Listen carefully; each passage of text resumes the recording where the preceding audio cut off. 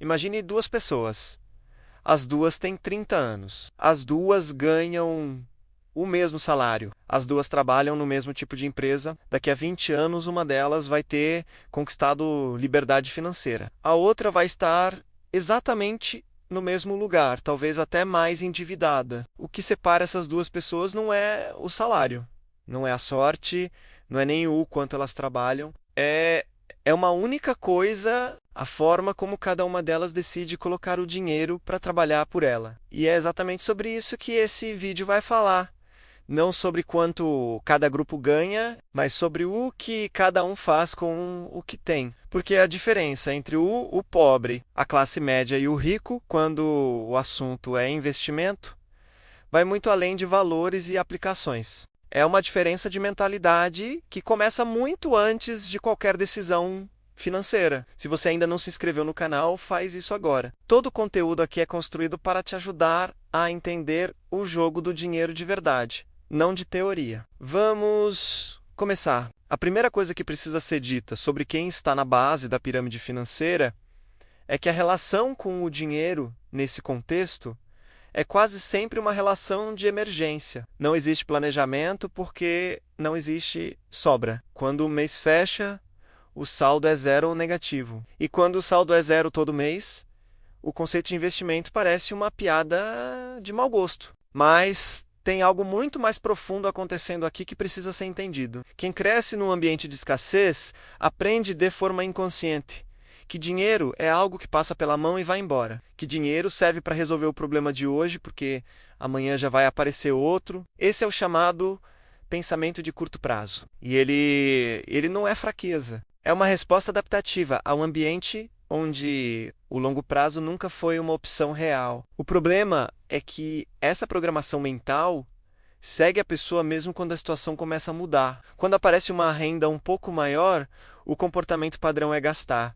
Não porque a pessoa é irresponsável, mas porque nunca aprendeu que existe outra possibilidade. E quando alguém nessa situação ouve falar em investir, a primeira reação é ceticismo. Bolsa de valores parece cassino, tesouro direto parece coisa de rico, fundo de investimento parece cilada.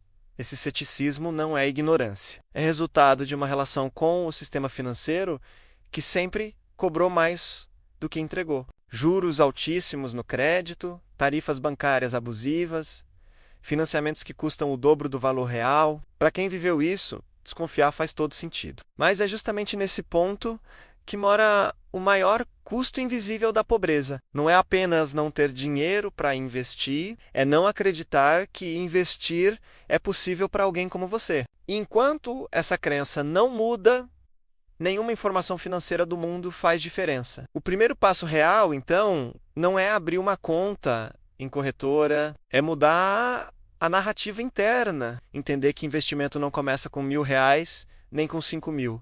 Começa com 10, com 50, com aquele valor que sobrou no final do mês que você normalmente usaria para comprar algo por impulso. Qualquer aplicação, por menor que seja, já é o início de um novo padrão de comportamento. E padrão de comportamento, repetido por anos, vira patrimônio. Agora vamos falar do grupo que provavelmente representa a maior parte de quem está assistindo esse vídeo agora, a classe média. E aqui existe um paradoxo que pouquíssimas pessoas reconhecem em si mesmas. A classe média, em geral, sabe que deveria investir. Lê sobre o assunto, ouve podcast, segue perfil de finanças nas redes sociais, tem informação. O problema não é a falta de conhecimento. O problema é o que acontece entre o conhecimento e a... Existe um fenômeno que eu chamo de investimento adiado por conforto. A pessoa tem margem, tem uma sobra no final do mês. Mas essa sobra sempre encontra um destino antes de chegar na corretora. Uma viagem, uma reforma, um presente, um jantar especial. Sempre tem uma justificativa legítima para gastar o que seria investido. E o mês seguinte começa com a promessa de que dessa vez vai ser diferente. O resultado disso é uma vida financeira estagnada, mesmo com renda razoável. A pessoa tem padrão de consumo que cresce junto com o salário, mas não tem patrimônio crescendo na mesma proporção. Isso cria uma situação perigosa, porque o padrão de vida exige manutenção. Se a renda para, tudo desmorona. E sem reserva, sem ativos, sem nada, trabalhando por ela, a pessoa está sempre a um contratempo de uma crise. Mas tem algo ainda mais sutil acontecendo na classe média que precisa ser dito. Quando essa pessoa finalmente começa a investir, muitas vezes investe errado, não por falta de informação, por excesso de emoção. Ela entra na bolsa na euforia, sai no pânico. Compra um imóvel porque imóvel é sempre seguro, sem calcular retorno real. Coloca tudo na poupança porque parece mais fácil. Faz aplicações que não fazem sentido para o seu momento de vida só porque um influenciador recomendou. O investidor de classe média tende a tomar decisões com o coração, não com estratégia. E o mercado financeiro é um ambiente que pune emoção, de forma sistemática e consistente. Cada decisão tomada por impulso tem um custo, e esse custo, somado ao longo de anos, representa uma diferença brutal no patrimônio final. O que a classe média precisa entender é que investir ele não é um evento,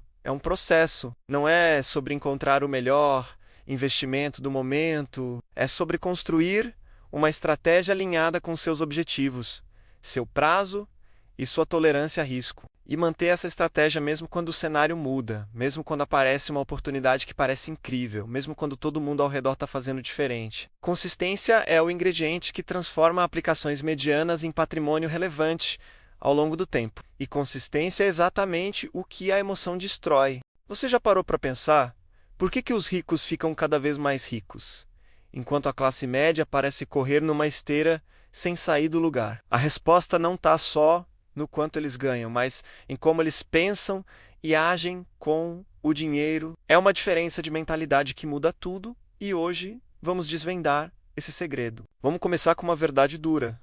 A classe média, muitas vezes, é ensinada a trabalhar por dinheiro. Conseguir um bom emprego, um bom salário, comprar casa, o carro. Parece o caminho certo, não é? O problema é que esse caminho te deixa vulnerável. Seu poder de compra é corroído pela inflação e seu patrimônio fica estagnado. Você troca seu tempo por dinheiro e tempo é um recurso finito. Agora, olhe para os ricos. Eles não trabalham por dinheiro, eles fazem o dinheiro trabalhar para eles. Como?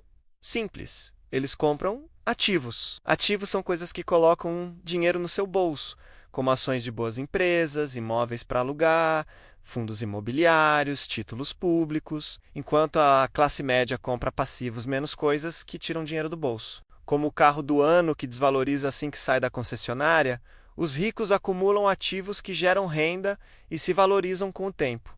Pense nisso como plantar árvores. A classe média compra fruta no mercado toda semana. O rico planta um pomar no começo. Dá trabalho e não se vê resultado. Mas com o tempo as árvores crescem e começam a dar frutos sozinhas, todo ano, sem que ele precise fazer quase nada. Esse pomar é o patrimônio dele e os frutos são a renda passiva. Outra grande diferença é a relação com o risco. Muitas pessoas têm pavor de investir porque acham arriscado. E se eu perder tudo? Essa é a mentalidade do medo. A pessoa rica entende que o maior risco de todos é não fazer nada e deixar a inflação devorar seu dinheiro na poupança. Eles não evitam o risco, eles gerenciam o risco. Estudam, diversificam seus investimentos, não colocam todos os ovos na mesma cesta menos e, o mais importante, pensam a longo prazo. E aqui está a chave de ouro, o tempo.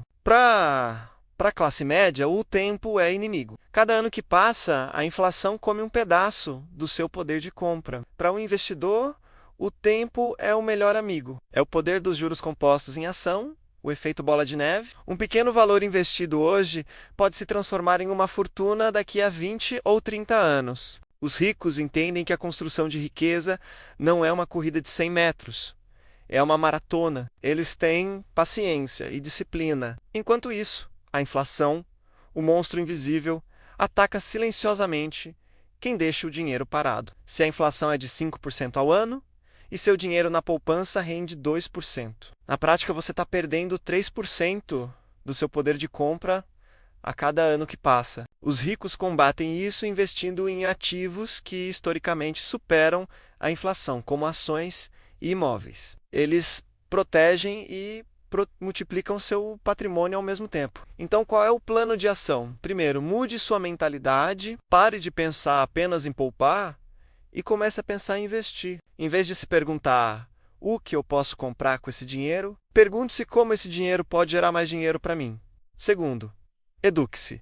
Ninguém nasce sabendo. Leia livros, assista vídeos, faça cursos, entenda o básico sobre os diferentes tipos de investimento. Conhecimento é o que transforma o risco em oportunidade. Comece pequeno, não precisa ter muito dinheiro para dar o primeiro passo. Hoje, com poucos reais, você já pode se tornar sócio das maiores empresas do país. Terceiro, tenha um plano e seja consistente. Defina seus objetivos, seja aposentadoria, independência financeira ou uma grande viagem. E invista um pouco todo mês. Faça chuva ou faça sol. A disciplina de aportar regularmente é mais importante do que tentar acertar o melhor momento de comprar ou vender. A jornada para a independência financeira não é sobre ficar rico da noite para o dia. É sobre adotar hábitos e uma mentalidade que, ao longo do tempo, constrói um futuro sólido e próspero. É sobre colocar o dinheiro para trabalhar por você, para que um dia você não precise mais trabalhar por ele. Se esse vídeo abriu sua mente, deixe seu like e se inscreva no canal para mais conteúdos como este. Compartilhe com aquele amigo que também